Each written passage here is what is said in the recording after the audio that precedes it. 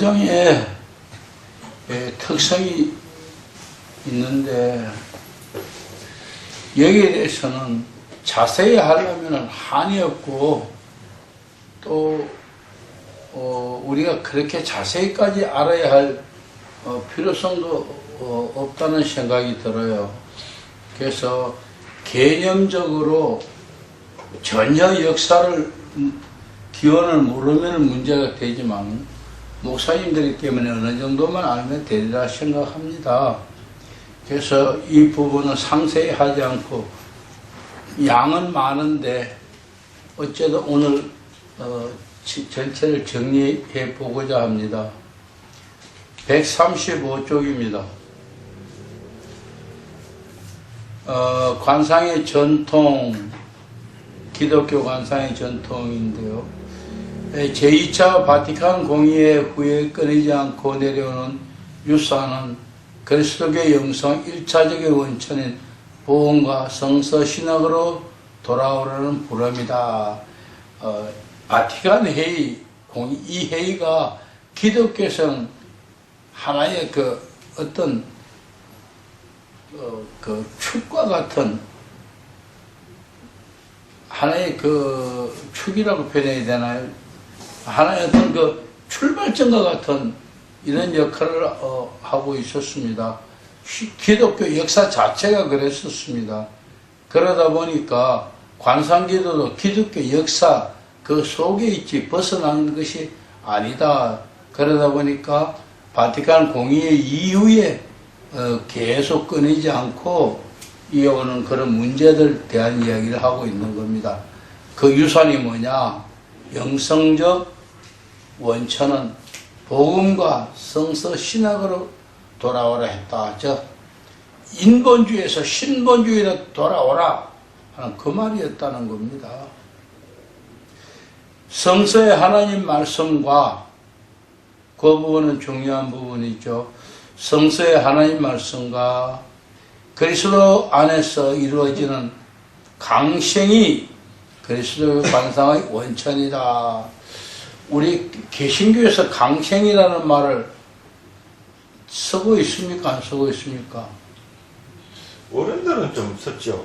예전 분들은 좀 썼는데 지금은 쓰지 않습니다.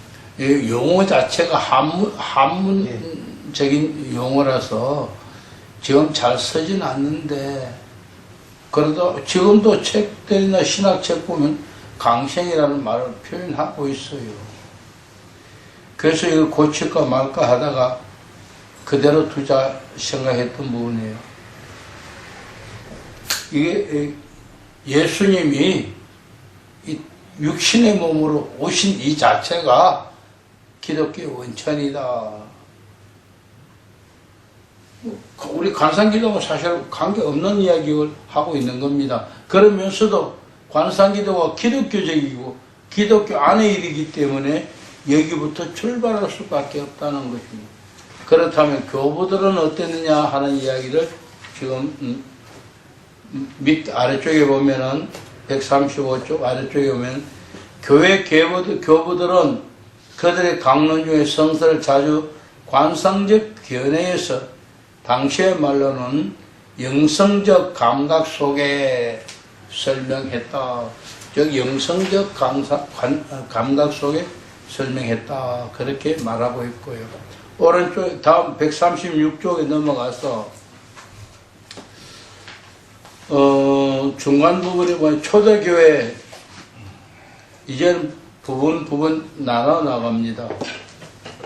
한꺼번에 다 기독교 교회에서 이건 우리 한꺼번에 혹은 한 시간에 할 수 있는 일이 아니기 때문이에요. 초대교회는 초대교회 그리스도인으로부터 16세기 동안은 관상이 특별한 의미를 가지고 있었다. 여기까지 이 말을 정리합니다. 무슨 말이냐? 개신교가 종교개혁을 하기 이전까지에는 관상기도가 특별한 의미를 갖고 있었다. 그러나 다른 말로 고치면 종교개혁을 하고 난 이후에 관상기도는 개신교의 관상기도는 사라졌다. 그런 이야기가 될 수 있죠. 그런데 근세에 와서 관상이란 말이 이전과 다른 의미의 뜻을 갖게 되었다.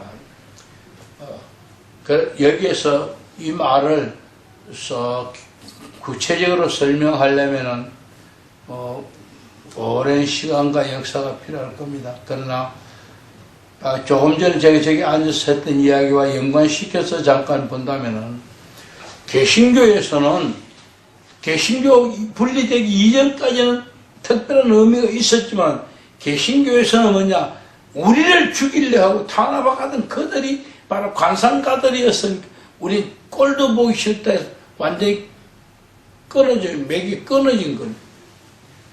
두 번째는 그들을 이용한 가톨릭 교황청에서도 이것들 봐라, 세력이 보통 아니네. 이제 나는 교황이라는 권세만 갖고 있지 사람이 하나도 없다. 사람은 다 수도원에 있다.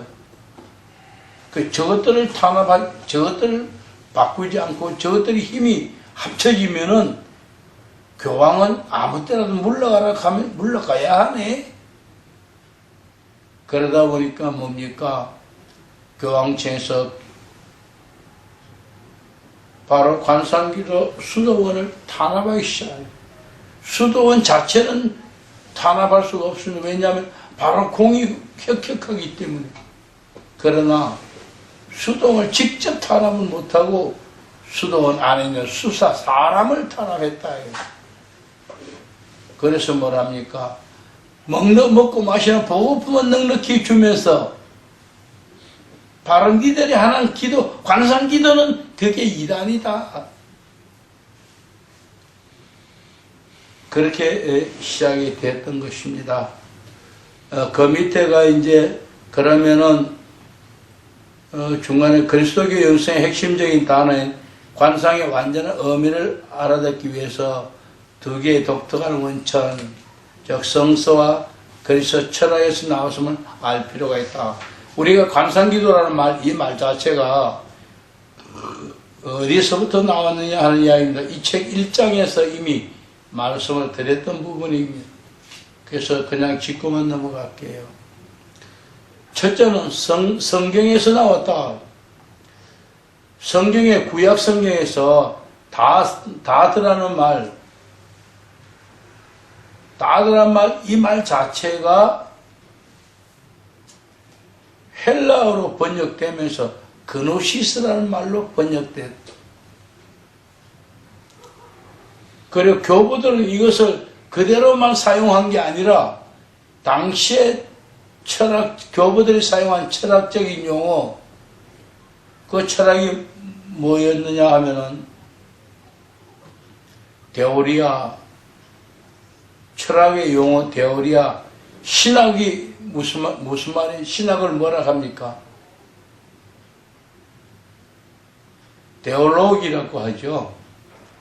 그 신학문, 바로 그 같은 용어가 그게 다 철학에서 나온 용어입니다. 그래서 데오로기아라는 이 말 자체, 데오리아라는 말 이 자체에다가 성서적인 의미를 갖다 붙였다 이거예요. 이 말에 대한 이해가 갑니까? 기독교에서 철학을 철학으로 용어로 받아들여서 그대로 쓴 게 아니고 그 위에다가 기독교 용어, 기독교의 의미를 거기다 갖다 붙였다. 그러다 보니까 뭡니까?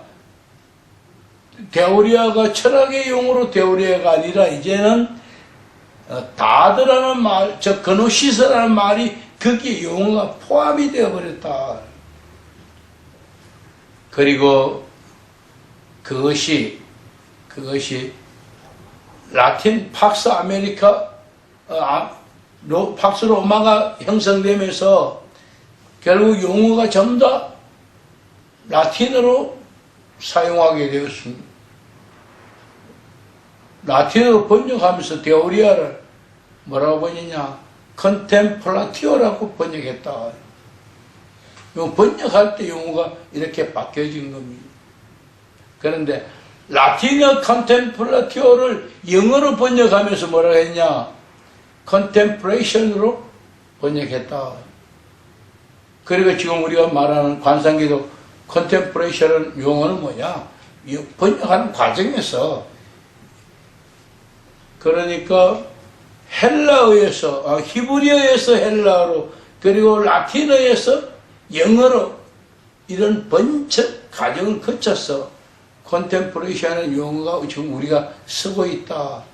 이 속엔 두 가지 의미가 포함되어 있다.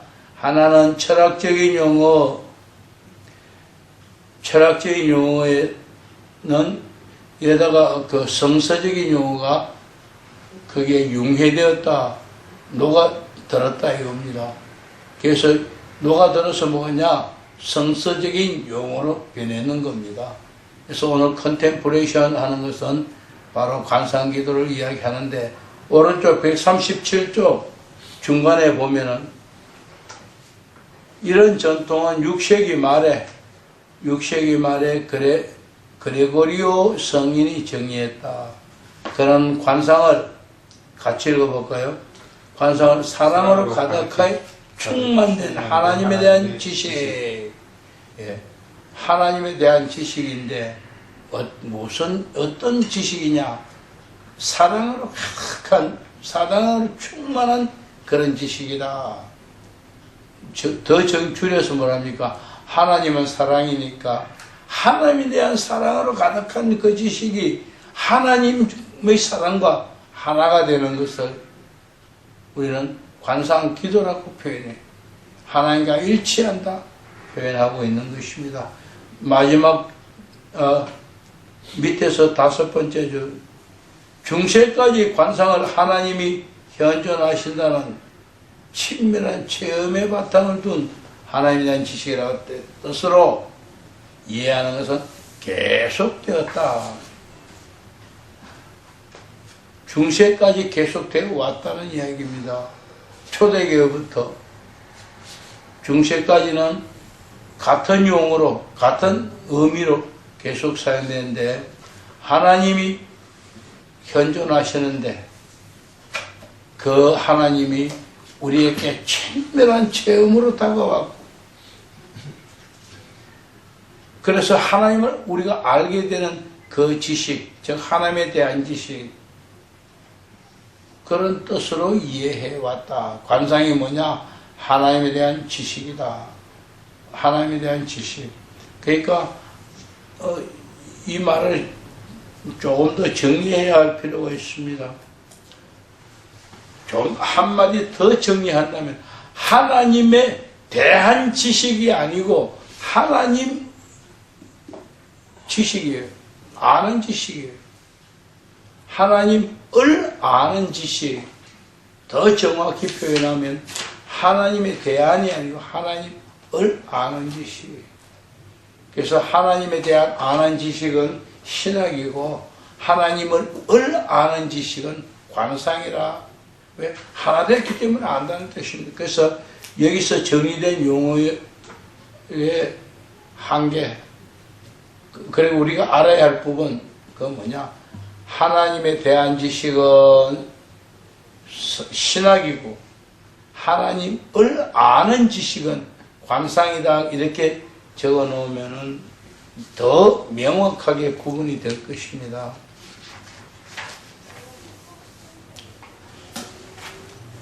다음 138쪽에 넘어갑니다. 거룩한 독서에 대한 이야기를 합니다. 자, 갑자기 왜 거룩한 독서를 이야기하느냐? 그렇게 말씀하실 것인데,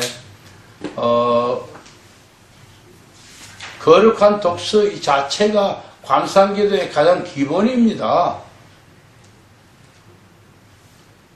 모든 관상기도는 거룩한 독서에서부터 출발했다. 이렇게 봐야 합니다. 왜냐하면 예수님이 어디 가다가도 회당에 들어가면은 성경책을 펴놓고 읽어드리고 그리고 해석해드리고 그리고 예수님이 떠나시고 나면은 그 회당에 있던 사람은 그 말씀을 묵상하고 그 말씀을 묵상하고 또 묵상하고 요사이같이 책이 많은 것도 아니고 아무나 읽어주고 했던 것도 아니기 때문입니다. 그래서 묵상하고 또 묵상하고 하다 보니까 그 말씀 묵상한 것이 내 믿음이 되고 내 기도가 되는 거예요.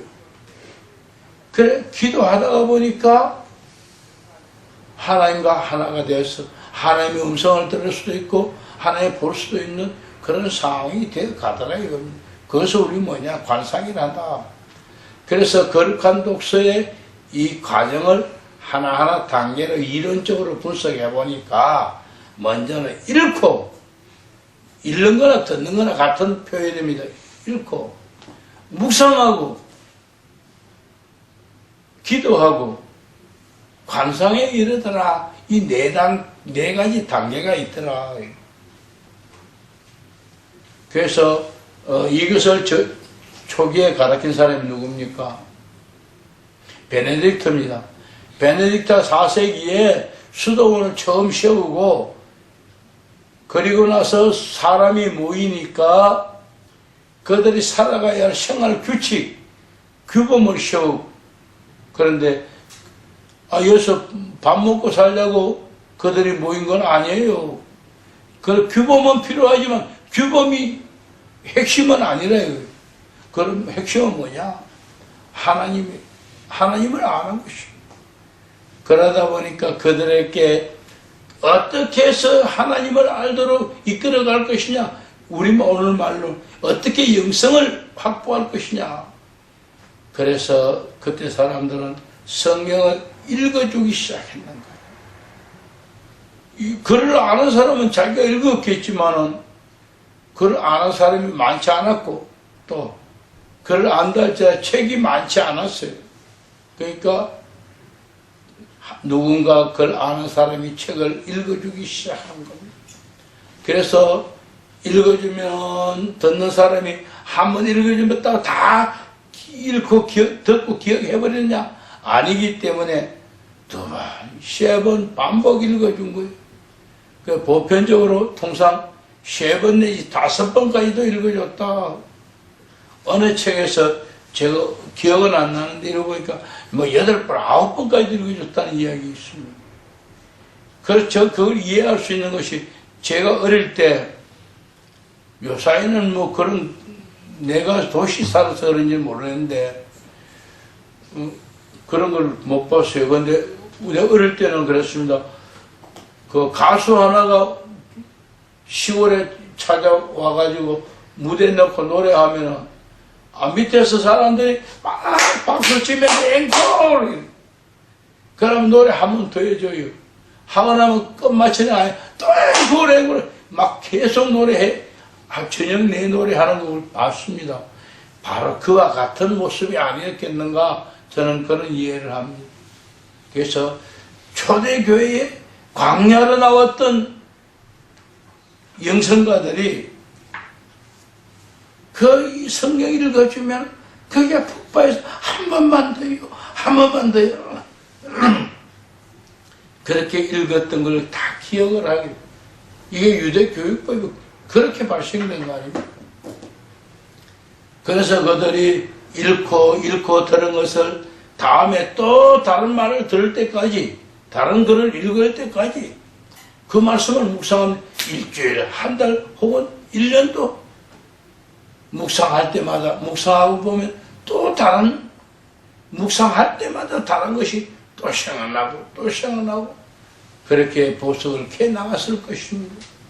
그래 묵상하다 보니까 어떤 것이 문제가 이런 것, 내가 평소 생각하던 것 혹은 갑자기 어떤 지혜가 다가와서 깨달아지는 것 이런 것들을 가지고 기도할 수 하나님 내가 오늘 이런 걸 묵상했는데 이것이 내가 잘못한 것인지 내가 이것이 하나님 뜻이 맞는지 이것이 참 하나님 생각이신지 가르쳐 주십시오 하고 기도할 수밖에 없게 됐던 겁니다.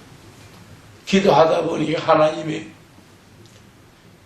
너무 기뻐서 그래 그게 바로 나다? 혹은 아니야 네가 잘못 알았어. 그게 아니고 내 뜻은 이런 거야.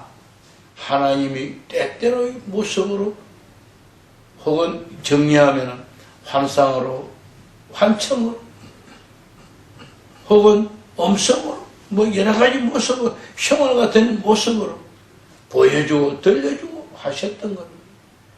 그래서 거기에 더 전념한 사람들이 생활이 변화되고 사람이 영성이 변화되어서 하나님과 하나되어 가는 혹은 하나님이 하나된 모습이 된 그걸 우리는 관상이다, 관상적이다 혹은 그렇게 표현해왔던 겁니다. 그것을 후대의 사람들이 그 전통을 거룩한 독서라고 이름을 붙인 거예요. 그 처음부터 거룩한 독서를 했던 거 아닙니다. 그 흘러온 가장 근본적인 오늘 교회에서는 뭘 합니까? 역시 그때의 전통이 내려와서 지금은 성경책을 누가 읽어주는 게 스스로 읽는 거예요. 스스로 읽고 스스로 묵상하고 하는데 이 거룩한 독서가 살짝 문화에 따라 바뀌어서 요사이는 뭘 한다 그러죠? 성경 읽고 뭐래요? 갑자기 교회마다 성경 읽고 묵상. 관찰하고 예? 묵상 적용. 묵상이 아닌데 큐티. 예? 큐티. 제가 지금 용어가 갑자기 생각이 안 나서 물어보는 거예요. 왜 각 교회에서 성경 공부. 예? 성경 공부하는 거야? 성경 공부 형식이 지금 그렇게 흘러가고 있는 건데요. 제자 훈련. 결국은 큰 틀에서는 같은 제자 훈련인데 명상이 아니고 같은 비슷한 용어인데 침묵기도요? 예? 침묵이요? 묵상? 아니 명상하고 거의 비슷한 용어인데 각 교회에서 책 읽고 그 다음에 관찰하고 해석하고 책임지고. 예 이런 하는데 그것은 하나의 거룩한 독서의 변형이다. 변형일 뿐이지 거룩한 독서는 아닙니다. 일부의 사람들이 파생됐다 뭐 그런 이야기, 파생도 아니고 변형입니다. 자, 거룩한 독서를 중간에 보면 내용의 말씀을 시행하는 각 부분은 논리적 묵상도 있고 정감적 묵상도 있고 있다. 정감적이다 논리적이다 하는 이야기는 하나 형태에 따라서 이야기하는 거니까 용어 자체를 들음으로써 이해할 수 있을 것입니다. 사색들과 억지에 따른 어떤 활동들이 단순화되면서 하나님 안에 쉬게 되는데 이것을 관상이라고 한다. 핵심은 뭡니까? 단순화된다. 처음에는 복잡하고 이런 것 저런 거 다 이런 생각 저런 생각 복잡한 생각 다 하겠지만은 그러다 보면 어느 날 혹은 어느 시간에 다 정리되고 한두 가지 혹은 한 가지로 정리되어 가더라. 즉 단순화되어 간다 이겁니다. 그런데 모든 것이 다 정확하게 단순화되어서 하나님의 뜻과 일치하느냐? 아닙니다. 그거는 그 사람의 영성에 따라서 그 사람의 환경에 따라서 그 사람의 지식에 따라서 그 사람의 사고에 따라서 달라요. 그러므로 뭐가 필요합니까? 하나님한테 물어봐야 할 필요가 왜? 내가 지금 이렇게 생각 묵상을 해보니까 이런 거였는데 하나님 이것이 참으로 하나님의 뜻이 맞습니까? 아니면 하나님의 생각이 맞습니까? 하나님의 의도가 맞습니까? 아니면 내가 틀렸습니까? 물어봐야 할 필요성이 생기는 거예요. 그러다 보니까, 물어보다 보니까 하나님이 이렇게 대답하시고 저렇게도 하시고 예수도 하시고 노도 하시고 그 상태가 바로 관상에 하나님 앞에 기도하고 응답받는 상태, 그 상태 자체가 관상인 겁니다. 넓은 의미에서 모든 성도가 기도해서 응답받았다. 그건 이미 순간적인 관상을 체험했다.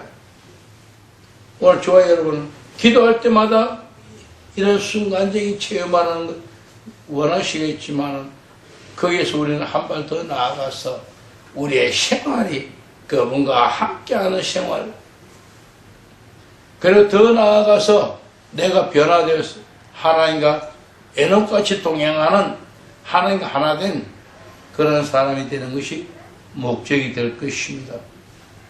논리적 묵상, 정감적 기도, 관상 이런 세 가지 활동은 기도 시간 중에 동시에 일어날 수도 있다. 아닐 수도 있지만 동시에 일어날 수도 있다. 그런 표현을 하고 있고요. 좀 더 한 넉 줄 더 내려가면 관상기도 수련은 찾았습니까? 네. 그 밑에 줄에 거기에 줄 꺾고요. 관상기도 수련은 논리적 사색이나 정감적 기도를 넘어서 거기하고 연결합니다. 하나님과 교통을 이루려는 것인데 이에선 더욱 친밀한 교회를 하는 것이라 한다. 관상기도 수련은 하나님과 교통을 이루려는 것이다. 줄을 껐습니까? 관상기도 수련은 하나님과 교통을 이루려는 것이다. 이걸 우리 뭐라 친밀한 교제라, 하나님과 친밀한 교제라고 표현한다. 저는 그렇게 안 했는데요. 책에서 그렇게 했더라고요. 인간관계에서 서로의 사랑이 깊어지면은 그들은 서로 앉아만 있어도 우리 목사님들과 사모님 혹은 목사님들과 자녀분들과 그냥 한 방에 같이 앉아만 있어도 행복한 거예요. 서로 떨어져서 애들이 밖에 나가 있으면 애들이 걱정도 되고 근심도 되고 염려도 되고, 근데 집에 들어와 있으면 그냥 행복한 거예요.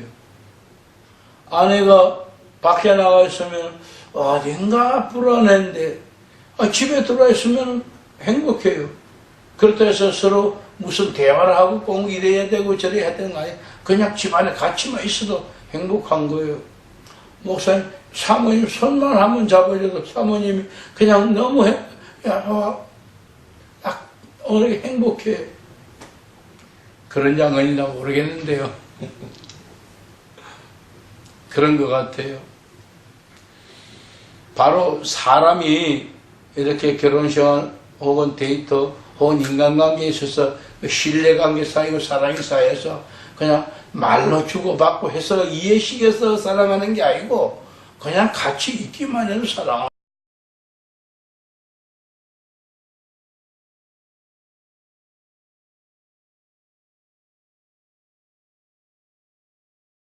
사랑이기 때문에 그런 것을 지금 대입해서 설명하려고 하는 겁니다. 그저 손을 잡고 있거나 가끔 한마디씩 함으로써 아주 깊은 의사소통을 유지할 수가 있는 것이다. 이런 사랑의 관계가 관상기도 중에 진전되는 내적 침묵을 나타내고 있다. 이제는 인간관계, 부부관계가 아니고 영적 신랑 되신 주님과 영적 신부인 내가 주야! 주야! 하는 길 불러서 사랑합니다! 사랑합니다! 그래 안 해도 그냥 조용히 주님 앞에 나가 있어도 주님과의 사랑은 그 친밀한 교제를 나는 지금 그 이야기하고 있는 겁니다. 관상기도는 뭐냐? 그래서 부부 간의 이야기를 그대로 옮겨야 하나님과의 친밀하게 이해할 수 있다. 부부 관계가 맨날 다투는 사람 말고요. 맨날 싸우는 사람은 하나님하고 관계도 하나님 맨날 싸우는 게 관상인 줄 알면 안 되겠죠. 예, 그 여담이고요. 관상기도의 목표는 같이 있습니다. 사고나 대화를 없애려야 할 것이보다는 자신을 비우는 것이라고 할 수 있다. 왜요? 내 것이 비워져야 남의 것이 차집니다.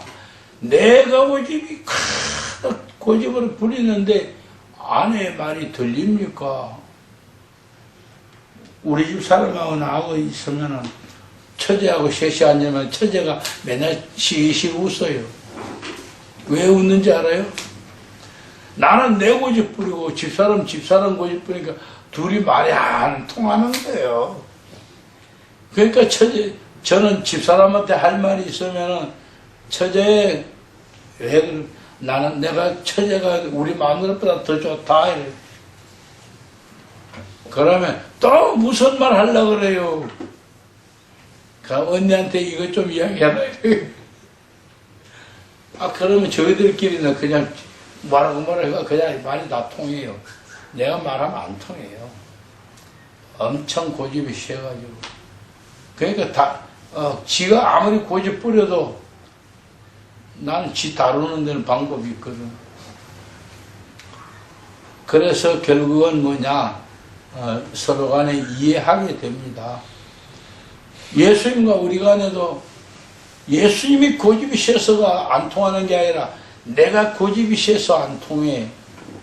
그러니까 어떡하, 내 고집을 버리면 되는데, 우리 마누라 같이 고집 안 버리면은 처제 부르듯이 우리도 내 고집 못 부리면은 아마 주님이 특별히 성령님이 우리를 한 대 쥐어 박든지 해서 깨닫게 할 수도 있을 것입니다.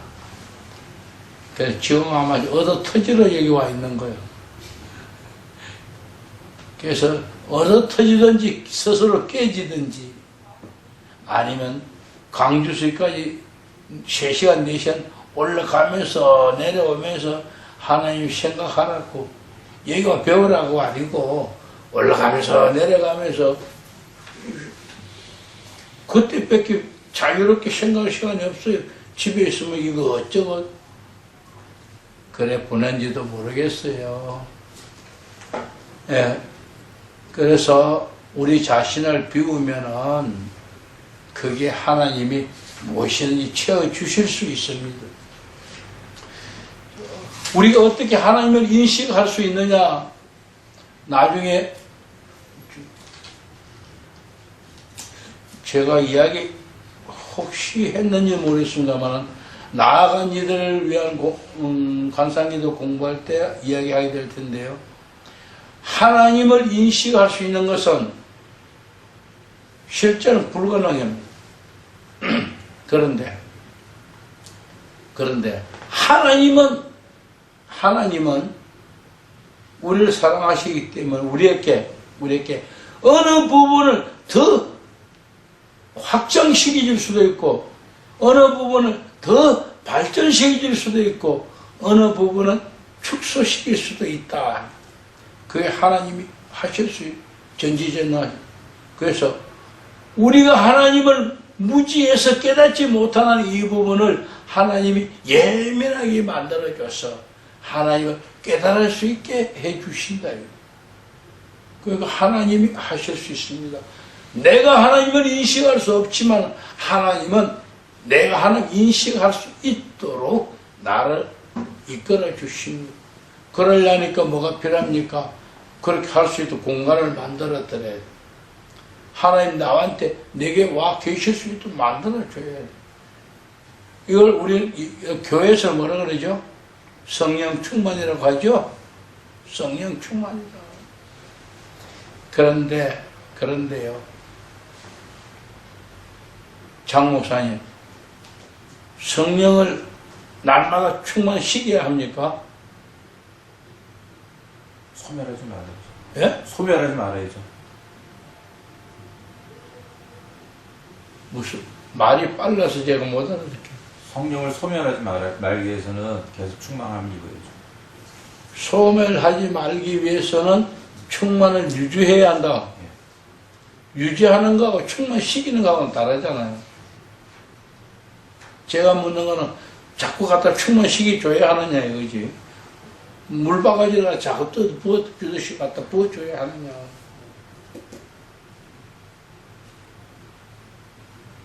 필요하죠. 신학의 차이라고 말할 수 있을지는 모르겠습니다만 신학이 성경에서 출발한 거니까 같다. 하나님의 성령이 우리 안에 들어오실 때 10분의 1만 들어왔을까요? 아니면 2분의 1만 들어왔을까요? 하나님이 우리 장목사님을 사랑하니까 10분의 7만 채워주고 10분의 7만 사랑하니까 우리 김 목사님 2분의 1만 사랑하니까 2분의 1만 채워주고 그랬을까요? 각자에게 나타나는 어떤 그 은사적이나 사역은 부분적이죠. 완전한 사역은 아니죠. 제가 질문하는 것에 성령 안에 답이 아니고요. 인격이라 제가 말할 수가 없잖아요. 하나님은 전지전능하신 하나님일 뿐만 아니라 온전하신 하나님. 그 온전하신 하나님이 온전하신 그대로 내게 들어와 계십니다. 내게 들어올 때 3분의 1만 들어온 것도 아니고 2분의 1만 들어온 것도 아니고 충만하게 들어와 계십니다. 성령이 내 안에 충만히 와 계심에도 불구하고 우리가 그 충만을 인식하지 못하는 이유는 뭐냐? 성령이 충만하지 않기 때문이 아닙니다. 내가 어두워서, 내 눈이 어두워서 다 못 보기 때문일 수도 있고, 내가 간격이 너무 멀어서, 필요하다면, 비유한다면 너무 벽이 두꺼워서 안 보일 수도 있는 겁니다. 그러니까 뭐냐? 마치 내게 없는 것과 같다. 그래서 자꾸 충만 이야기하는 겁니다. 성령은 절대 완전한 모습으로, 충만한 모습으로 내게 와 임재하고 계십니다. 다만, 내가 인식을 못하는 게 충만하다는 거. 그래서 우리가 성령 충만 받아야 한다 하는 이 말은 이해를 잘 해야 합니다. 성령이 충만하지 않게 와 있기 때문에 가득가득 채워야 되는 게 아니고, 가득 와 있는데, 충만하게 와 있는데, 내가 못 보니까 다 봐야겠다. 완전히 봐야겠다. 완전히 인식해야겠다. 그 말로 이해해야 그 말이 옳습니다. 아니면 성령 충만이라는 말 자체가 이단입니다. 그건 기독교가 아닙니다. 왜 하나님을 쪽박 하나님 만드는 거예요. 완전히 이단이에요.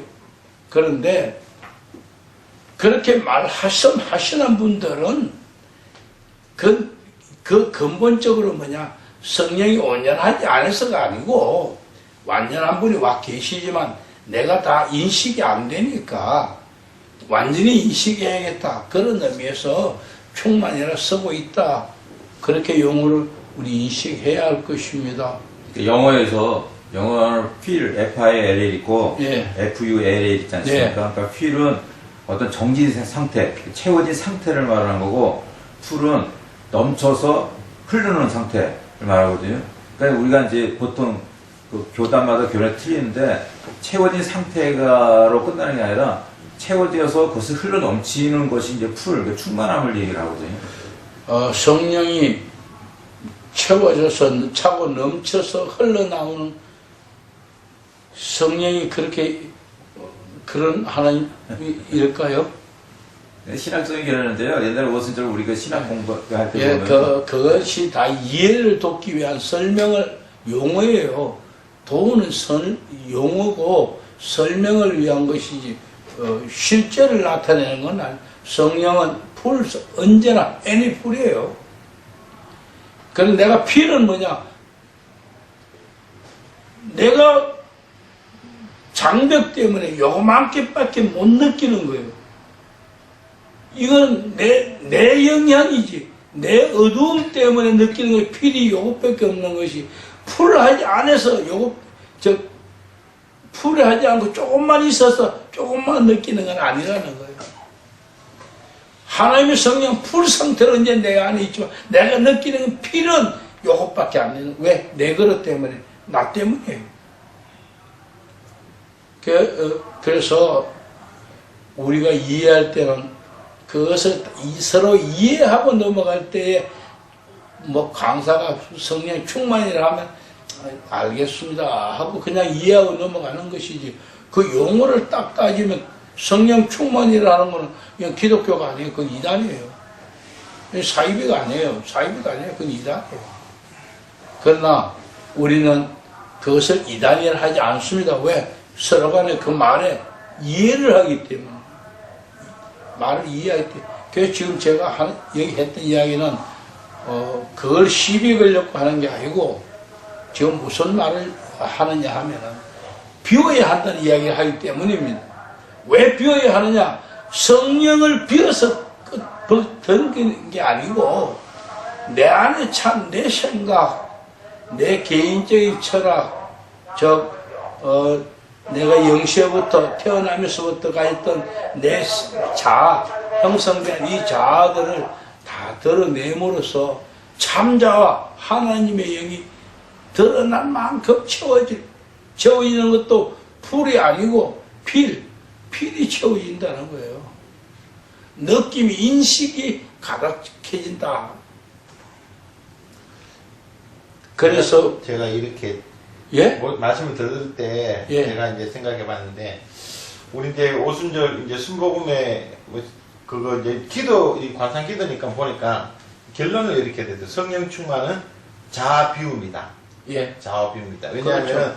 성령으로 충만하다는 것은 완전하신 하나님 와 있지만 우리가 예. 그걸 전혀 인식을 못 하고 있잖아요. 예. 물론 하나님 앞에 기도를 많이 하고 말씀 많이 보게 되면은 이렇게 거룩한 독서를 통해서 이렇게 인식이 될 수 있고, 내가 비워지는 만큼 하나님이 그러니까 느껴지는 거예요. 그러니까 인식은- 사실은 관상 기도가 이렇게 말씀 듣는 가운데서 관상 기도가 사실은 성령 충만의 가장 큰 기도의 방법이 하나가 가장 큰 기도의 방법이다, 이렇게 생각할 수 있다. 내가 비운다, 비운다는 의미보다도 사실은 드러낸다는 말이 더 옳을 것 같아요. 자기 드러내 예. 내 자아를 그냥 다 드러내버려. 드러내버린다. 그게 비우는 거니까, 비우는 행위가 드러내는 거잖아요. 그리고 나면 뭐냐, 하나님의 성령은 온전하게 와 있기 때문에 온전하게 내게 다 나타나시는 거예요. 그래서 지금 장 목사님이 필과 풀에 대한 이야기는 정확한 이야기거든요. 성령 우리를 충만하다 하는 이야기는 내가 느끼는 성령을 느끼는 것이 가득해지는 모습이에요. 내가 드러내면 다 가득해진다. 드러낸다는 얘기는 방식은 여러 가지일 거예요.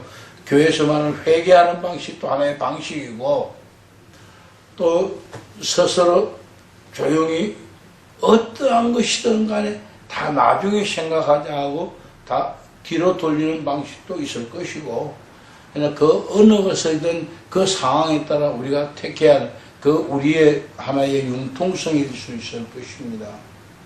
명제를 이렇게 한번 만들어도 괜찮겠네요. 예. 우리는 충만이라는 것을 받는 거를 자꾸 물론 이제 개념 자기 이중적 개념이니까, 오타마스터 이중적 개념, 우리는 성령 충만함을 주옵소서 하는 것이 하나님의 능력으로 충만하게 해달라. 그래서 내가 차고 넘쳐서 내 뜻이 아니라 하나님 뜻을 하겠다는 이런 것을 하는 것인데, 실질적으로 성령 충만, 매일매일 성령 충만을 받는 것이 내가 그만큼, 성령은 그대로 계시고 내가 자아가 그만큼 덮으니까, 자아가 생각이 너무 강하니까, 그 목사님 말씀처럼 자아를 드러내는 것이 성령 충만이다. 이런 하나의 개념도 괜찮을 것 같아요.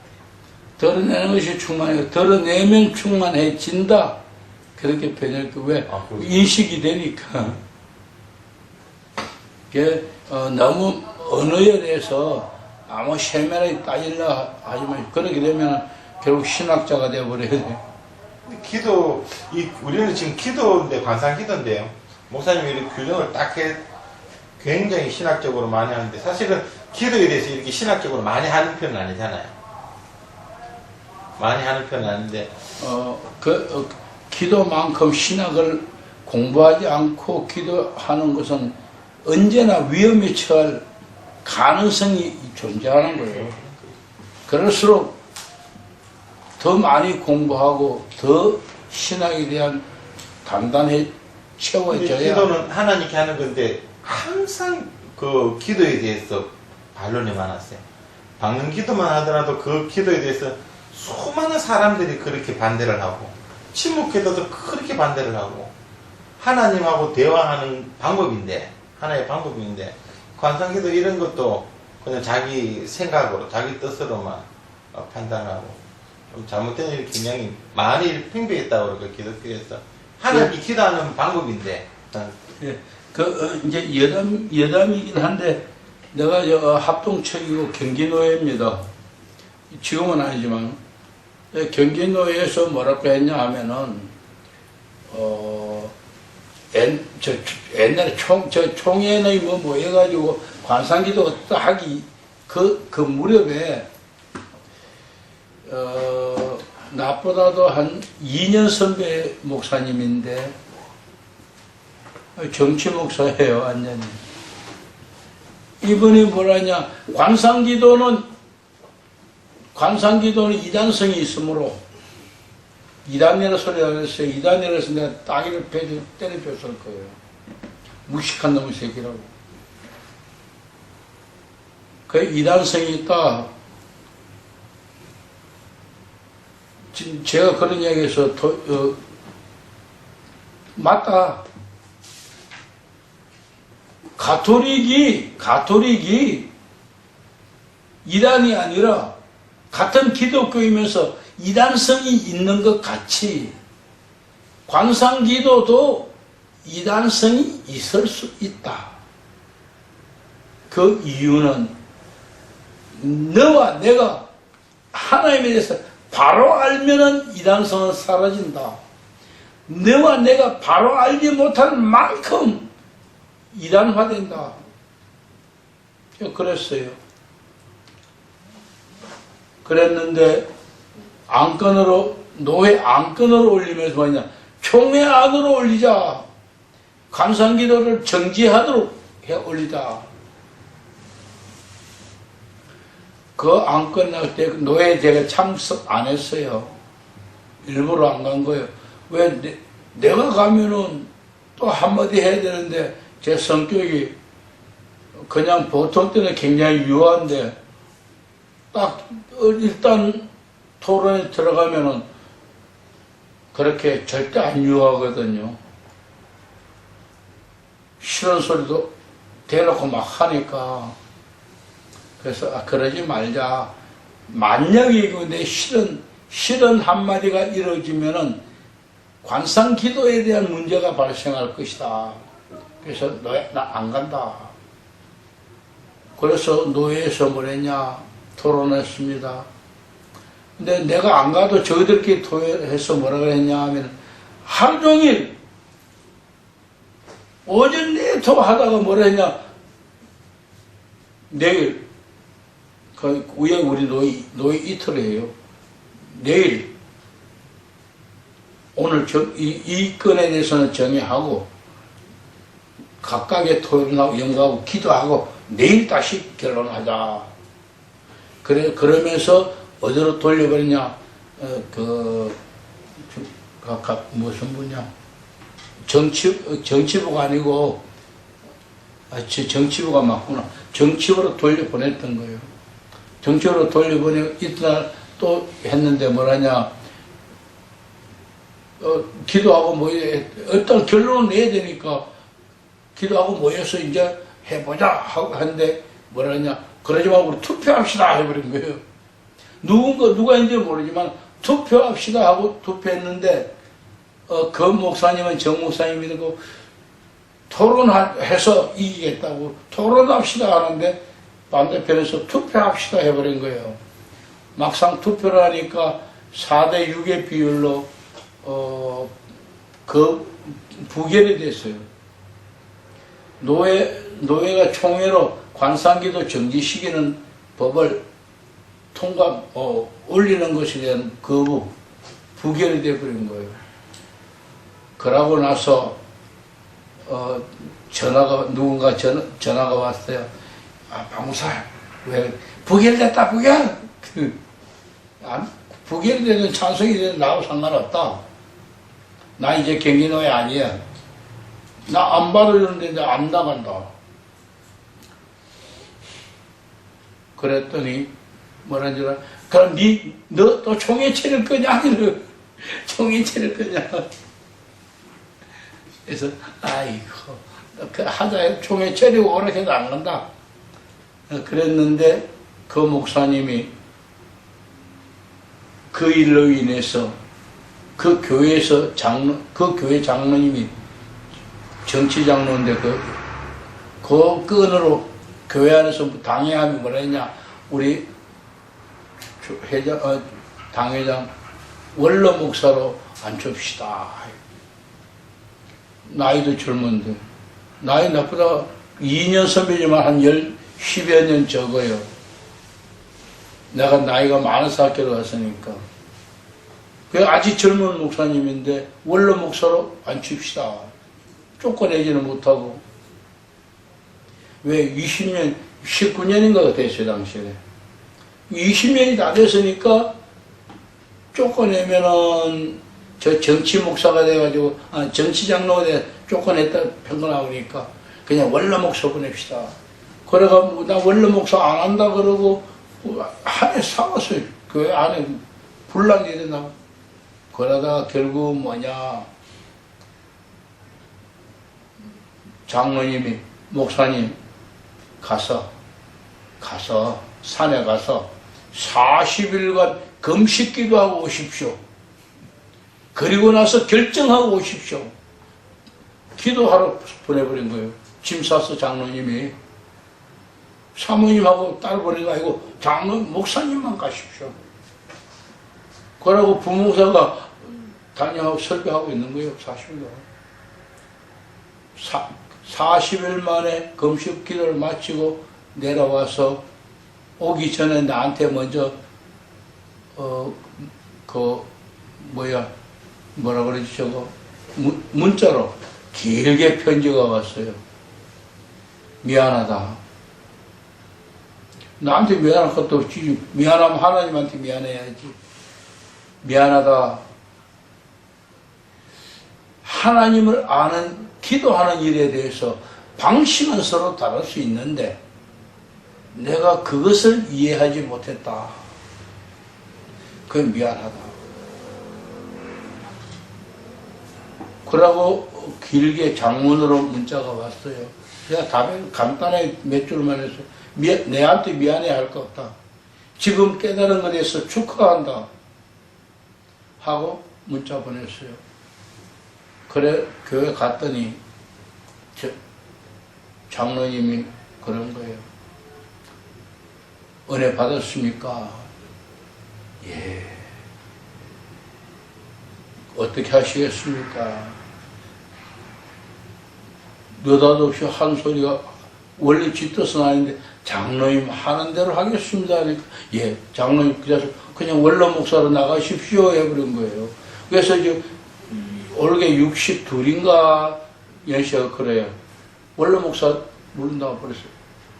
60이 안 됐을 것 같죠. 70이 올라온대요. 70이 돼야 되는데 원래. 그러니까 60이 안 돼서 원로 목사로 나가버렸어요. 왜 쫓겨내버린 거예요. 그러니까 저는 그렇게 생각합니다.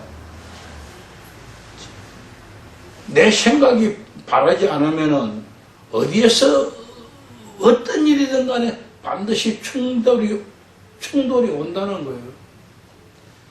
내가 바른 생각과 바른 사고로 나아가면은 충돌이 있는 것 같아도 다 자연스럽게 해결된다. 저는 그런 생각을 해요. 그 교회 목사님이요.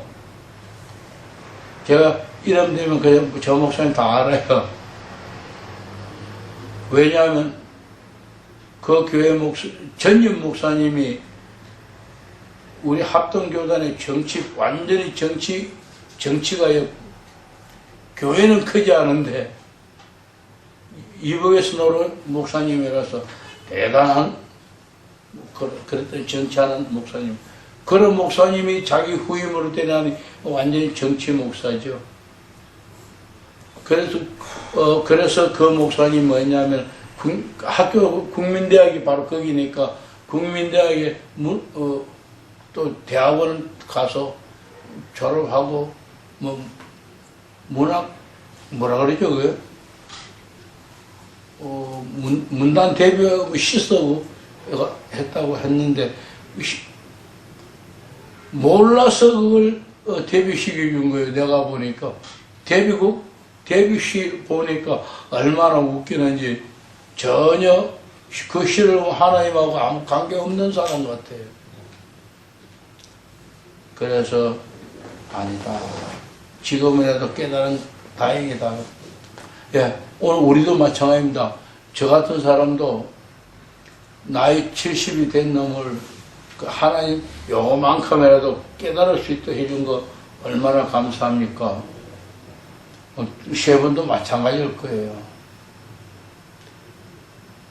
죽을 때까지 하나님 깨닫지 못하는 사람이 너무 많아요. 많고 많아요. 내가 신학교 다닐 때에 그 어떤 목사님이 어떤 교수 목사님이 말씀하신 것 같은데 아니 채플 시간 이야기 들은 것 같아요. 일생 동안 전도사로 봉사 다 하고 이제 전도사 사역을 마치고 늙어서 이제 여전도사들이 사역을 마치면 가는 곳이 뭐 노인정 같이 그런 곳이 있나 봐요. 거기서 가서 생활하다가 돌아가셨는데 마지막 돌아가시는 날 사람들 딱 모여서니까 이렇게 하더랍니다. 하나님이 어딨노? 하나님이 어딨노? 예, 일생 동안 전도사 밥 먹은 사람이 죽을 때 하나님이 어딨노? 하고 죽더라는 거예요. 그렇게는 안 돼야죠. 예, 바로 하나님을 모르기 때문입니다. 왜? 교회에서 하나님에 대해서는 입이 닳도록 이야기했지만은 하나님은 가르치지 않았어요. 하나님에서 대해서는 전지전능하신 하나님, 천지 만물을 만드신 하나님, 인간을 통치하고 저 구원하고 하는 하나님, 그 하나님 대해서는 다 가르쳤어요. 그 사람이 하나님에 대해서 알고 모르고 무슨 상관이 있습니까? 하나님에 대해서 수없이 많이 알고 학박사가 돼도 그 사람 구원하고 관계없습니다. 그 학문으로는 알 수 있어요. 그러나 그가 하나님을 인식할 수 있는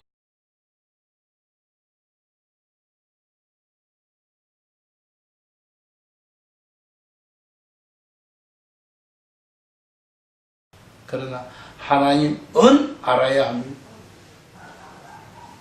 마치 어린아이가 밖에 나와서 큰 어른들한테 얼어 터지고 나서 우리 아버지한테 일러줄 거야 하고 똑같아요.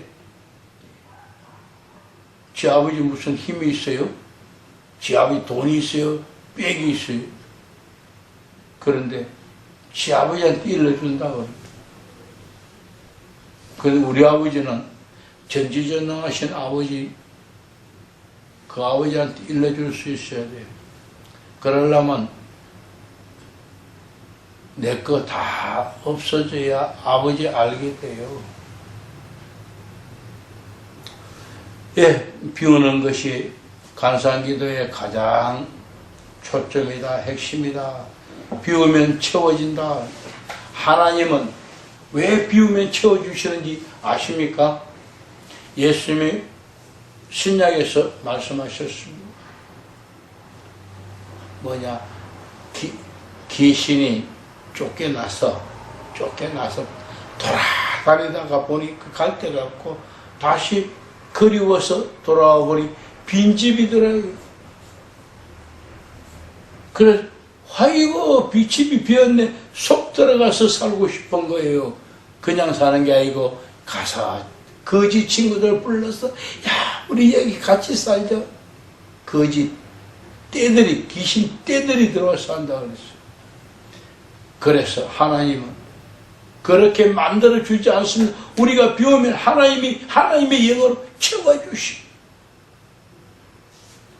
즉 하나님이 영이 부족해서 가득 채워주는 게 아니고 우리가 비운 그 빈 공간을 하나님의 영광으로 하나님의 통치권 안으로 하나님이 통치하신다는 거예요. 그것이 우리에게는 하나님으로 채워지는 것이고 더 내려가서 우리 자신에 대한 인식과 우리 자신에 대한 고질적인 성찰을 바꾸어 간다. 성찰하지 않는 사람은 바꿀 수가 없겠죠.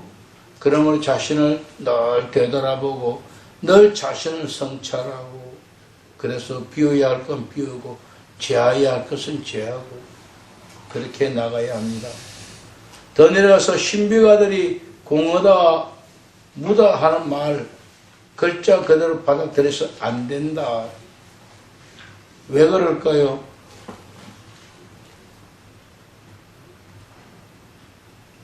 각자가 한번 이야기해 보세요. 신비가들이 공허다, 무다. 정말로 속이 텅 비었는가? 정말로 아무것도 무식한 놈이 되어버렸는가? 그거 아니다. 다른 말로 표현하면 겸손해졌다고 표현할 수 있을 것입니다. 왜? 제가 그랬잖아요. 신학교 다닐 때 2층에 건물에서 목회하는 목사를 보고 무능하다 그랬다. 왜? 내가 무식하니까. 내가 모르고 내가 무식하니까. 그러나 내가 해보니까 그게 아니더라고요. 그게 아니더라고요. 예수님이 인간이 되시면서 비우심을 실천하셨다. 바로 그런 비움, 바로 그런 공업, 바로 그런 무라. 즉 자신의 특권과 그의 거룩한 위임을 버렸다. 같이 읽을까요? 무는 진공과 같은 무라는 뜻을 갖는다. 한 것이 아니라 뜻을 예?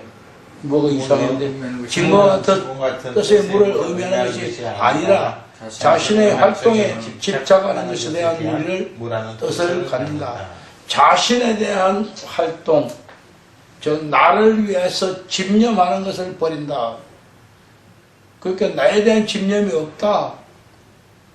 즉 하나님에 대해서 집념이 있다. 그런 뜻이에요. 나는 오직 나에 대한 것이 아니라 하나님에 대한 것이 집념이 있다. 우리의 사색이나 의지의 활동 그리스도를 알게 하는데 필요한 기본적인 요소이긴 하지만 그것들을 초월해서만 우리는 그리스도께 아버지께 드리는 기도 쭉 내려와서 갈로를 묶어버리고 기도를 특징으로 하는 기도를 나눌 수 있게 되는 것이다. 그 다음 밑에 줄에 관상기도는 만약 이거 올바르게 이해한다면 관상기도는 그건 줄을 것이십시오. 관상기도는 세례의 은총과 거룩한 독서를 정기적으로 수행함으로써 정상적으로 발전한다. 이 개신교적인 신학입니다.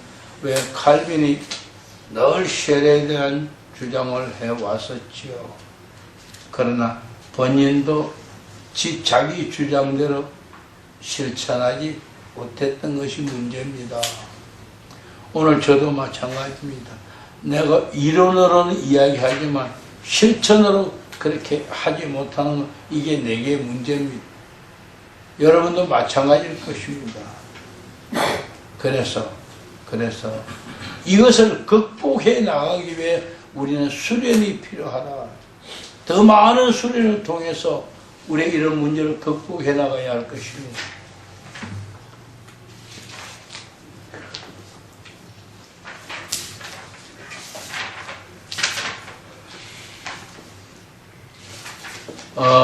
140쪽 둘째 줄. 첫 위에부터 읽어야 되겠네요. 139쪽 끝에 줄에 우리는 지속적으로 하나님께서 부어주시는 은총에 힘입어 우리의 인식을 하나님께 열어드릴 수 있게 된다. 다른 말, 그냥 한마디로 말하면은 내가 다 비우고 하나님께 확 열어주고 싶지만 안 된다는 거예요. 어느 정도는 되지만 안 되는 이유나 욕심을 못 버리기 때문에 이것마저도 하나님의 은총으로, 하나님의 은혜로, 하나님의 도우심으로 완전히 열어드릴 수 있다. 그 이야기를 지금 하고 있는 겁니다.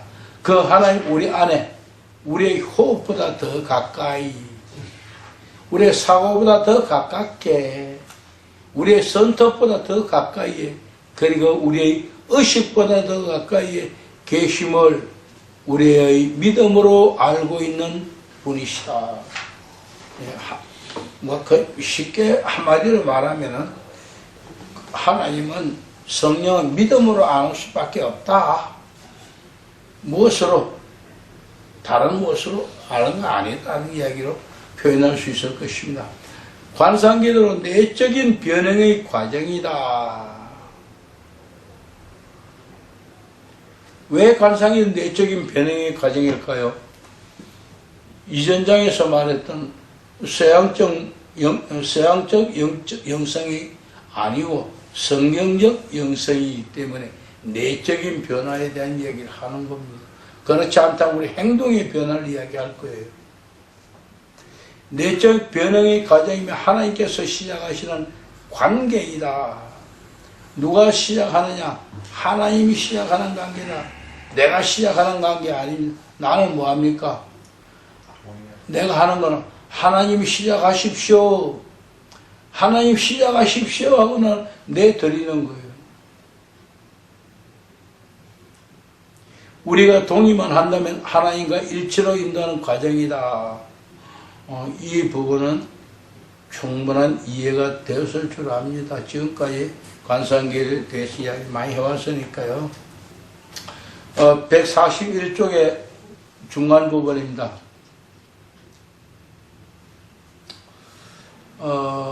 중간 약간 위에 심청적 관상에서 이성적인 지력으로는 알 수 없다는 말은 우리 경험을 서로 이야기하는 공통의 언어로 구성할 수 있게 하며, 그 다음에 내려가서 이것 또한 영적인 지혜를 찾아, 그거부터 같이 읽어볼게요.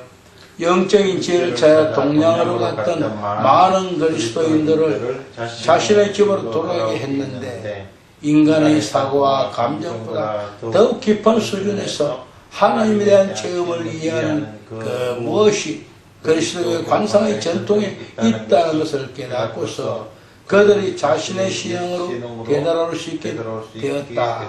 여기서 토마스 머턴을 이야기할 수 있을 것입니다. 많은 사람들이 관상기도를 비평할 때 토마스 머턴에 대한 비평을 합니다. 그래서 토마스 머턴은 인도로 갔고 어디로 갔고 동양으로 가서 부처와 선님들과 교류하고 그렇게 해서 관상기도가 불교화됐다는 이야기를 하고 있습니다.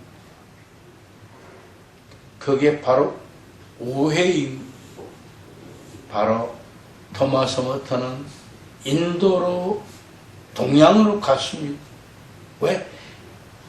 기독교에 하나님을 체험하지 못, 그러면 너무 갈급했는데, 동양 사람들은 보면 막 쫓아다니지 않고 자기가 그냥 하나 앉아서 무엇인가에 젖어서 행복해야 하고, 무엇인가 가만히 있으면서도 다 가진 것 같고, 저기에 무엇이 있는가 보다 찾아갔는데, 가서 대화를 해보고 같이 생활을 하면서 대화를 해보고 해보니까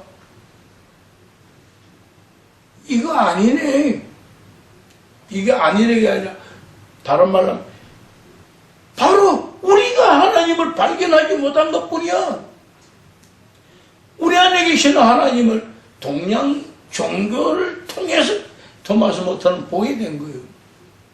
이론적으로는 성령이 신학적으로는 성령이 내재했다는 걸 알고 있지만, 지식으로는 알고 있지만 전혀 인식하지 못하고 살아요.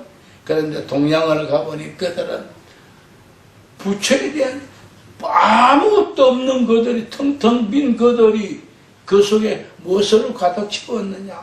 없는 것으로 가득 채워요. 부처라는 그 허상으로 가득 채워요. 그렇다면 저들은 그 없는 허상을 가득 채웠는데 나는 성령으로 하나님으로 못 채웠느냐?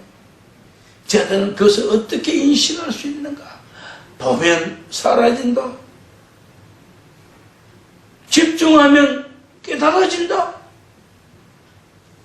그 바로 방식들을 배우고 원리를 들고 내가 조용히 내 내면에 계신 내 하나님을 조용히 바라보고 있다.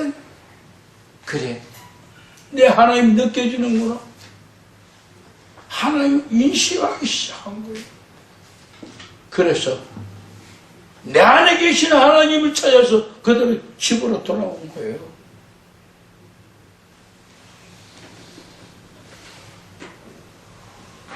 동양 종교가 하나님을 가르친 것이나 다름없습니다. 그들은 지식인이기 때문에 하나님에 대해 성경을 알고 있기 때문에 성경을 아는 사람이 불교의 그들과 통해서 바라볼 때 그것을 통해서 하나님을 더 깊이 알, 하나님 더 깨달을 수 있는 하나의 방편을 찾았던 것뿐입니다. 결국은 인간은 다 같습니다. 모든 인생은 다 행복하게 살고 싶은 겁니다. 모든 인생은 다 무엇인가 부족하고 무엇인가 갈급합니다. 그러나 어떤 사람은 그 갈급함을 드러내므로써 그 갈급함을 다 뒤로 밖으로 드러내므로써 갈급함이 없어졌으니까 가득 채워져. 어떤 사람은 가득 채워졌음에도 불구하고 못 느끼니까 갈급한 겁니다. 이런 사람이 있습니다.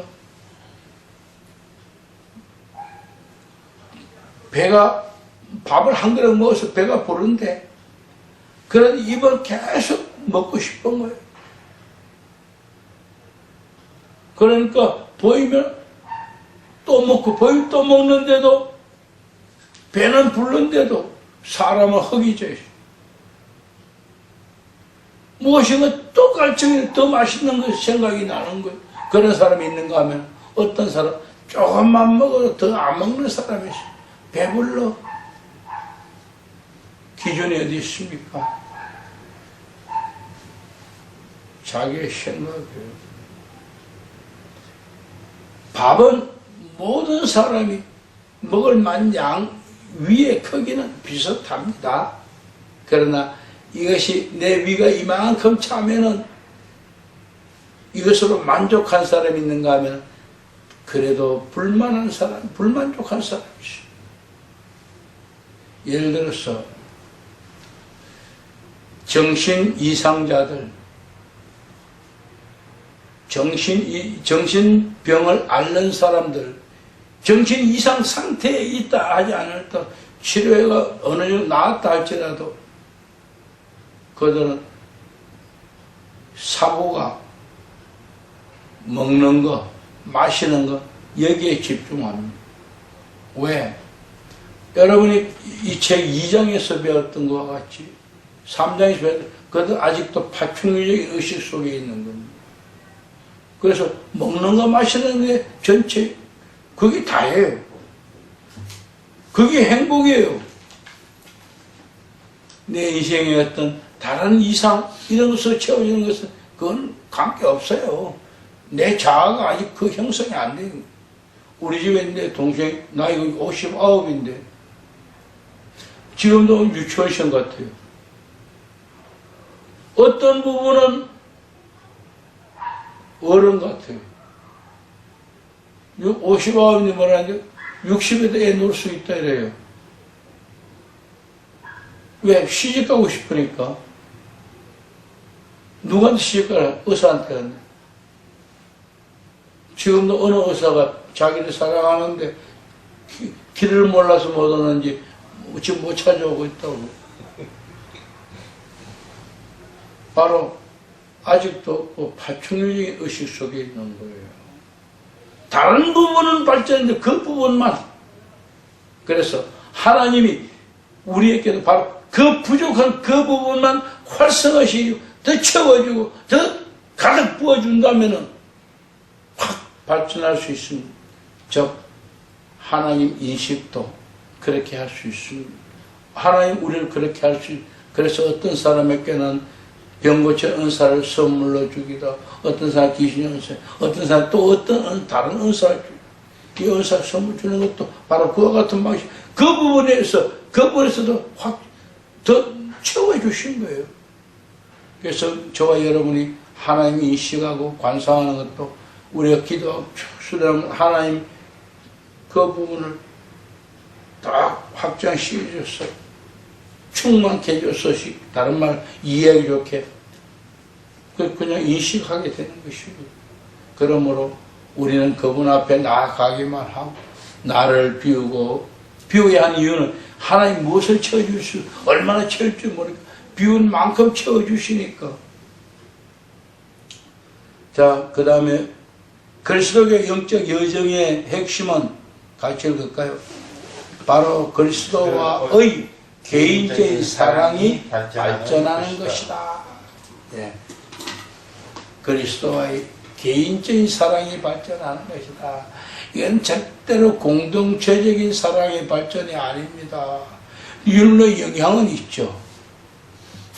영향이 있기 때문에 수도원 안에 들어가는 것이 더 유익하고, 또 관상기도 하는 사람끼리 모이는 것이 더 유익하지만 그것만으로 해결되는 건 아니다. 뭐냐? 예수님과 개인적인 사랑이 발전해야 한다는 거예요. 이 세상에 여자들 엄청 많아요. 2분의 1은 여자고 2분의 1은 남자예요. 근데 그 중에 호박 같은 내 마누라가 내가 사랑하는 여자예요.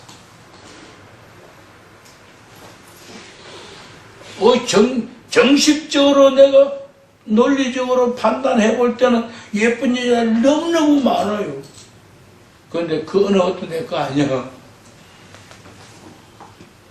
왜? 그 여자들과 나는 개인적인 사랑의 관계가 열려있지 않은 거예요. 못나고 고집센 내 마누라지만 나하고는 그래도 개인적인 사랑의 관계가 있는 거예요. 이와 같이 하나님과도 예수님과도 개인적인 사랑의 관계를 우리는 맺어야 한다. 그렇게 하려면 하나님의 말씀을 더 많이 읽고 더 많이 묵상하고 더 많이 기도해요. 그분 앞에 더 나아가야 해요. 그 외에 방법 없습니다. 그 외에 방법은 아무것도 없다. 남보다도 내가 한 시간 더, 한 번 더 읽고, 한 번 더 묵상하고, 한 번 더 기도하고, 그 한 번 더 만큼 예수님과 내가 더 가까운 거예요. 우리 그 관계를 지속해야 하고, 더 발전시켜 나가야 합니다. 어제는 1시간 했지만, 오늘은 2시간. 오늘은 2시간 했지만, 내일은 3시간. 그렇게 발전시켜 나가야 한다. 2줄도 내려갑니다. 관상기도로 일어나는 좀 더 친밀한 차원, 즉 사고나 감정을 넘어서 하나님이 현존에 신나는 것과 혼돈해서는 안 된다. 하나님과의 관계와 하나님한테 신다는 건 다르다.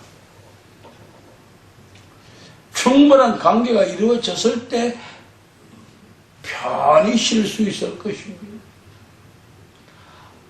아내와 나의 관계가, 사랑의 관계가 충분하면은 집에 있다가, 밖에서 있다가 집에 들어가면 그냥 행복합니다. 집에 들어가면 편안하고 집에 들어가면 다 그냥 해결된. 그런데 어제 사오고 나왔어. 아내하고 사오고 나왔다고 세상 돌아다니는 집 온 어쩔 수 없이 들어가면은 행복할까요? 아니, 들어가면은 어딘가 찜찜하고 들어가면 어딘가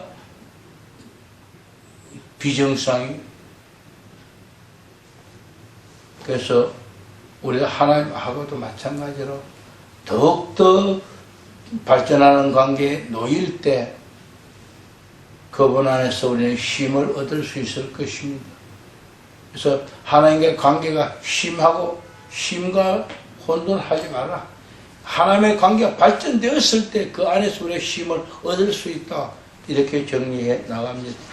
자, 밑에서 셋째 줄에 보면은 사랑의 산 불꽃이라 했는데요.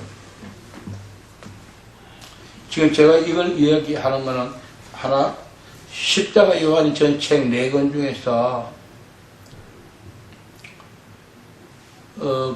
갈멜의 산길, 어두운 밤, 영가, 사랑의 산 불꽃 있는데 사랑의 산 불꽃이라는 것은 마지막 하나님과 하나된 관계, 변형하는 일치, 그의 상태를 표현하고 있는 책입니다. 그래서 아주 그 영화에 가까운 그런 것이기 때문에 우리가 지금 읽어서는 이해하기가 힘들고 또 거기에 너무 관심 가질 필요도 없습니다. 만약에 십자가 요한의 책을 읽기를 원한다면은 사랑의 산 불꽃을 읽지 말고 영가라는 책을 읽으십시오. 밑에다 적어 놓으십시오. 왜 제가 영가를 읽으라고 하느냐 하면 거룩한 가르멜의 산길이라는 책을 읽으면 너무 지루해. 1부, 2부, 3부 반복하고 또 반복합니다. 사실은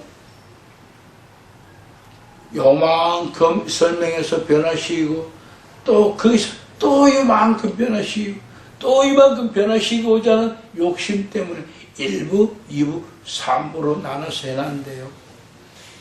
이렇게 두꺼운 책이라서 정 떨어질 수 있습니다. 두 번째는 어두운 밤 읽고 나면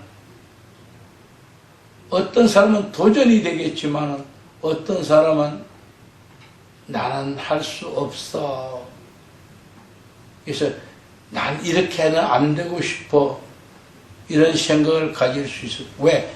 반드시 완전한 관상에 이르기 전에는 고통이 따른다. 반드시 시련이 따른다는 이야기를 그 책 속에 하고 있기 때문입니다. 그러나 읽어야 할 부분이 이겁니다. 어떤 사람은 10년, 20년의 고통 속에 아빌라 테레사가 20년이 걸릴 수도 있지만 십자가 영같이 9개월밖에 안 걸릴 수도 있다. 그는 이런 말로 결론 맺습니다. 욕심을 버리고 인간적인 결함을 해결하는데 단 3개월 안에도 하나님과 하나 될 수 있다. 그런 표현을 합니다. 그리고 고난 고통은 반드시 따라야 한다. 이 고통을 이겨야 한다. 왜? 그것이 하나님과 하나 되는 내 인간적인 모든 것을 비우는 마지막 단계다. 비록 짧은 기간일지라도 고통이 있다. 그 짧은 기간은 어쩌면 1시간일 수도 있고 어쩌면 3시간일 수도 있을 것입니다. 그러나 20년의 아빌라테에서 20년의 고통을 겪은 사람은 고통은 작은 고통이 이어져서 변화받았을 것입니다. 그러나 1시간 고통으로 변화되었다면 이 사람 불같은 고통, 지옥 같은 고통, 죽음, 사생, 죽음 속에서 있어서 그 사람이 그래서 난 1시간에 변화되고 싶다 소리 하지 마십시오. 나는 언제나 그 고통을 이길 수 있다면 해보십시오. 그러므로 우리는 나는 하나님이 베풀어 주시는 대로 받겠다. 그게 겸손한 자세일 것입니다. 자, 142쪽에 넘어갑니다.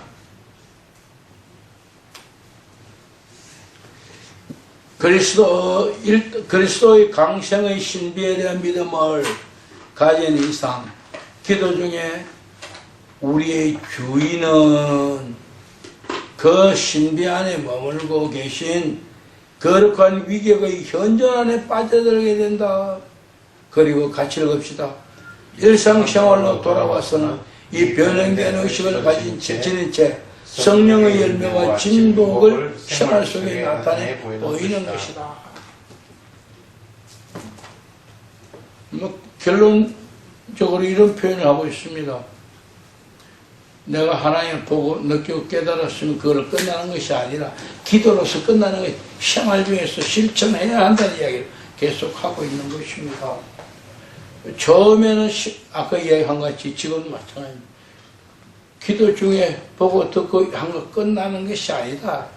생활 중에 실천해야만 가능하다.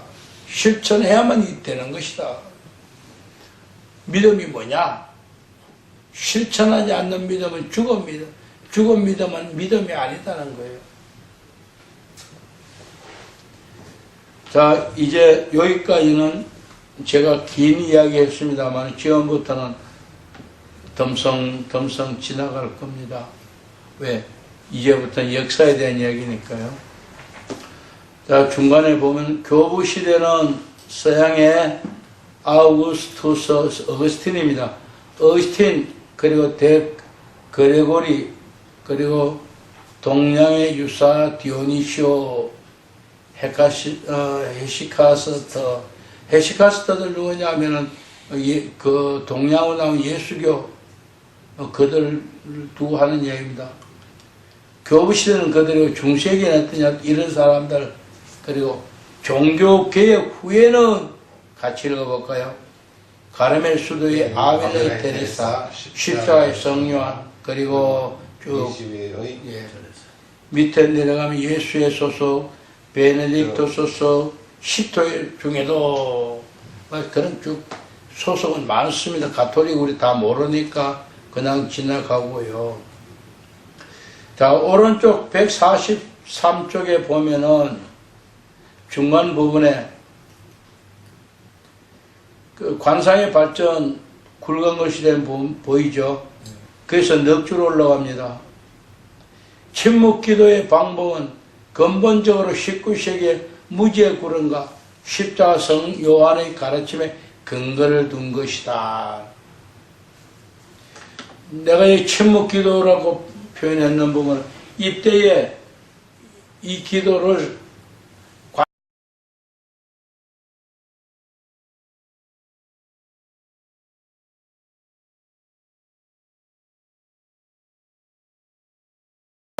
혼용했던 부분이 조금 있었습니다. 이건 제 실수입니다. 그래도 틀린 말은 아니고요. 그래서 다른 말로 고치면, 정식으로 고치면 관상기도 방법은 14세기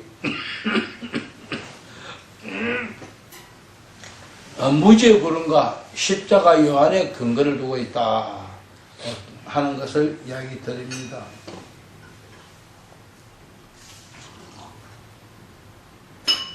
더 정확한 표현을 한다면, 무지의 구름에 대한 더 정확한 표현을 한다면, 그때까지 14세기 이전까지 기도의 방법들이, 관상기도의 방법들이 엄청 많았습니다.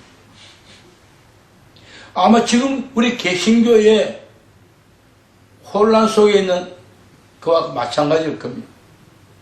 개신교 속에도 관상기도가 없는 게 아니라 온갖 이름으로 지금 관상기도가 변형되어 있습니다. 다시의 기도니, 무슨 기도니, 무슨 기도니, 뭐 골반 기도니, 무슨 기도 하는, 결국은 다가 관상기도에 조금씩 변형된 동류들입니다. 아직 이것이 정리가 안 돼. 그래서 제가 침묵기도로 썼다 이랬었다. 아니다. 관상기도는 이 말로 통일해서 우리는 이 말로 끝까지 가야. 그래서 정리하겠다는 개념에서 내가 쓴 모든 책에는 제목을 관상기도라고 붙인 겁니다. 이 책도 똑같이 관상기도라고. 왜? 이 책도 똑같이 관상기도. 저기 두꺼운 책 똑같이 관상기도라고. 왜? 통일해야겠다. 심지어 대전에 있는 무슨 신학교죠?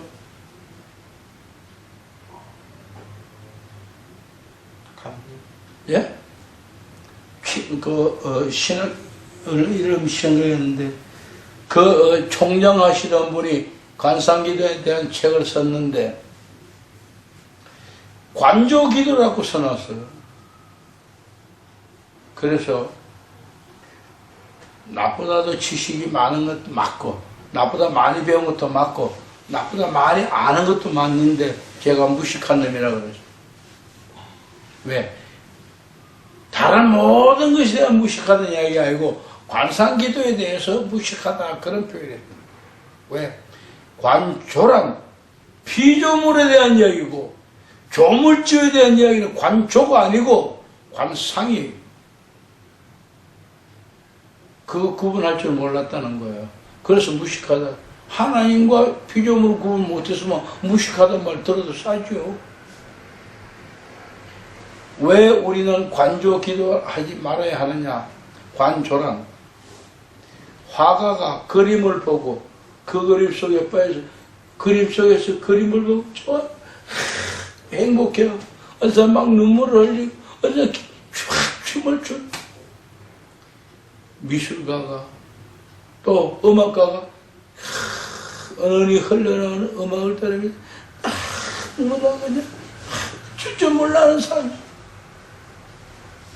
그 속에 그거 하나가 되어버리고 그림과 하나가 되어버리고 산소의 새소리와 하나가 되어버리고 새소리와 하나가 되어버린 사람 새소리 듣고 저 소리가 무슨 뜻인지 무슨 말인지 다 알아들어요. 우리 몰라요. 알아요. 그것이 뭐 같으냐면 엄마는 어린아이의 울음소리만 들어도 이 아이가 오줌을 쌌는지 이 아이가 똥을 쌌는지 이 아이가 배가 고픈지 알아들어요.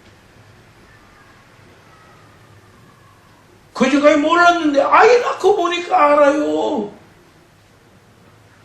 우리도 그전에 몰랐는데 하나님을 인식하는 순간부터 그분의 음성을 듣기 시작할, 깨닫기 시작할 겁니다. 이 이야기가 점점 또 멀리 가려고 합니다.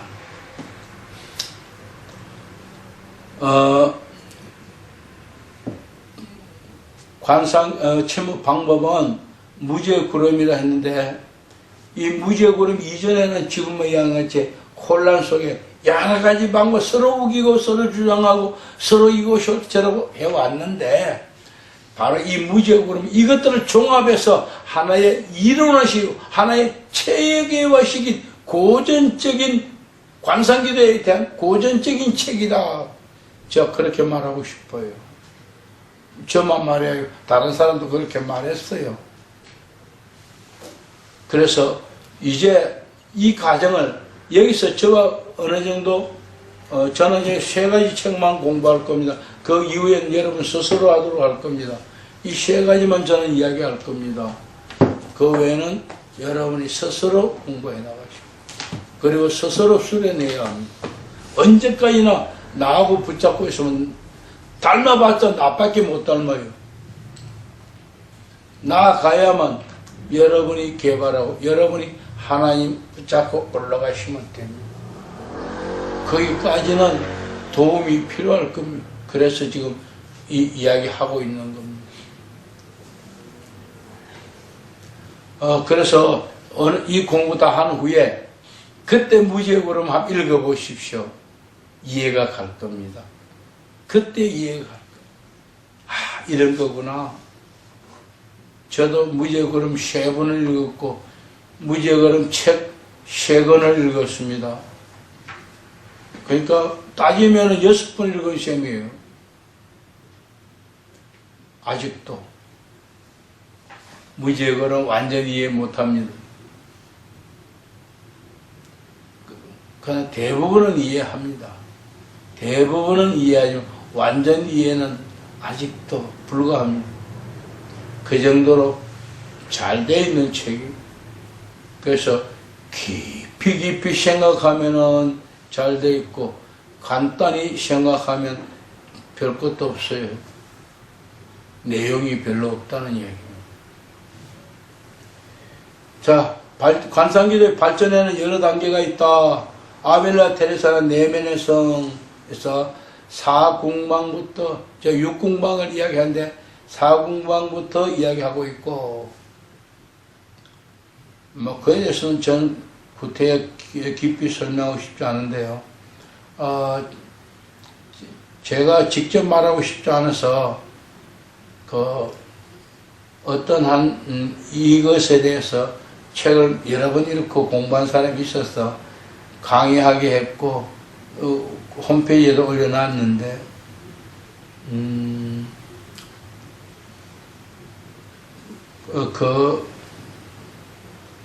그냥 그런 있다는 정도만 알고 일단 여러분 이론 정리가 된 후에 이런 거 저런 거 보십시오. 지금 이런 거 저런 거 보면은 잡동사니 돼버릴 겁니다. 하나가 분명하거든. 그때 가서 이런 거 저런 거 보고 이해하고 그렇게 하십시오. 그 다음에 테레사가 말하는 환희의 길이다, 믿음의 순리의 사다리다 등 뭐 이렇게 분류했다 하는 정도고요. 우리는 믿음, 소망, 사랑과 거기부터 같이 보십시오. 믿음과 소망과 사랑의 발전에 관상기도가 끼치는 중대한 역할에 대하여 더 분명하게 이해하는데 십자가 성령에게 많은 도움을 받았다. 저도 그랬고 다른 많은 사람도 그랬습니다. 이 말은 내 말만 아닙니다. 많은 사람들이 그렇게 말합니다. 그런 영적인 여정을 제시하면서 이 성을 통해 얻어지는 믿음이 점차로 자라면 나중에 관념과 상징의 도움을 사라진다고 했다. 아까 이야기하듯이 말했던 것 같은데요. 십자가 요한의 뭐? 검은? 그걸 경계라 그럽니다. 검은이 따로 있고, 검은집이 따로 있고, 경계가 따로 있고요. 경계는 수도원에 있는 수도사들에 대해서 당신의 신앙생활, 수도사 생활은 이렇게 해라, 이렇게 해라, 이렇게 해라, 막 해놓은 거고, 검은은 많은 사람, 공동적으로 몇 사람이 아니고, 많은 사람들 듣게, 그냥, 이러할 때는 이렇게 해라, 이럴 때는 이렇게 해라, 하는 것인데요. 더 정확히 표현하면은, 검은집이 따로 없어요. 후세들이 받은 것들을 모아서 조만게 만드는 책이 검은집이 있어요. 제목은 자문과 영적 권고더라고요. 똑같은 책이 이렇게 저렇게 이름으로 나온 게 여러 가지예요. 그리고 가장 중심적인 것은 십자가 요한이 365개 항목으로 만들어서 하루에 한 항목씩 묵상하고 수련해 나가라 해서 만들어낸 게 있어요. 이 모든 것은 홈페이지에 가보면은, 제 홈페이지에 가면은 관상기도 수도 지침, 관상기도 수도 지침이라는 책을 올려놓은 그 속에 2장, 3장, 4장이 다 그걸로 포함되어 있을 것입니다. 1장과 4장, 5장, 1부와 4부와 5부는 다른 내용으로 되어 있고 2부, 3부, 4부는 십자가 요한의 검은 경계 등으로 구성되어 있습니다. 그것은 누가 보느냐? 이 과정 다 마친 사람들, 자기 스스로 신앙생활, 관상기도, 수도원 생활을 해나가려 할 때 내 경계선 여기를 벗어나서는 안 되겠구나. 그래서 그 책을 준비해 놨는데 출판은 빠르면 금년 말 아니면 내년에는 출판할 수 있을지도 모르겠습니다. 원고가 안 된 게 아니고 돈이 안 돼가지고 한 거니까. 돈이 되면 할 겁니다. 지금 거기까지 할 거는 지금 상당히 준비하고 있고요. 준비 어떻게 하느냐? 출판헌금 매주 3만원, 그 다음에 건축헌금 2만원, 구제헌금 만원, 선교헌금 2만에서 매주 출판헌금 3만원, 그 다음 12만원, 그렇게 해서 한 달에 한 25만원 정도 헌금으로 모으고 있어요. 왜 제목 이렇게 저렇게 안 하니까 이렇게 안 가더라고. 그래서 뒤에 보면 헌금 봉투가 그렇게 만들어 놓고 거기 넣어요. 그렇게 안 하니까 따로 돈이 떨어져서 책을 출판 못 하겠더라고. 처음에는 돈이 생기면 하고 안 하면 이랬는데 요사이는 그것도 만들어야겠더라고 보니까.